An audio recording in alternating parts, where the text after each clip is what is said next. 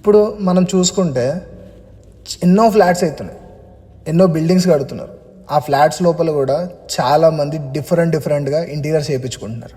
ఒక్కొక్క ఇంటీరియర్ ఒక్కొక్క థీమ్లో ఉంది. అంటే ఒక వాల్కి వాల్ పేపర్స్ యూజ్ చేస్తున్నారు, ఇంకో వాల్ ప్యానలింగ్స్ యూజ్ చేస్తున్నారు, కొంతమంది పెయింట్స్తో పాటు క్లోజ్ చేస్తున్నారు. డిఫరెంట్ థీమ్స్ అనమాట. సో అందులో బెడ్స్ కానీ each and everything theme matched అనమాట.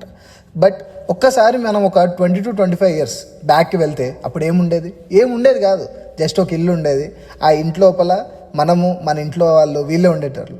కానీ ఇప్పుడు వచ్చేటప్పుడు ప్రతి ఒక్క రూమ్కి ఒక్కొక్క థీమ్ కావాల్సి వచ్చింది మనకి. బట్ అలాగే మనం చేంజ్ అవ్వకుండా వచ్చాం. బట్ ఇక్కడ విషయం ఏంది అని అంటే అక్కడ మారింది ఓన్లీ ఇంటీరియర్స్.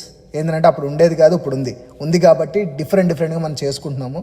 ఇంటీరియర్స్ అనేది చాలా కీ రోల్ ప్లే చేస్తుంది. అండ్ ఇంకా ఉండే కొద్ది చాలా చేంజెస్ అవుతుంది. బట్ మనము ఇంటీరియర్స్ వల్ల చాలా అంటే మనం యూజ్ చేసే కలర్స్ వల్ల, వాటి వల్ల మనకు అందులో ఉండే స్పేస్ అనేది కంఫర్ట్గా అనిపిస్తుంది అనమాట.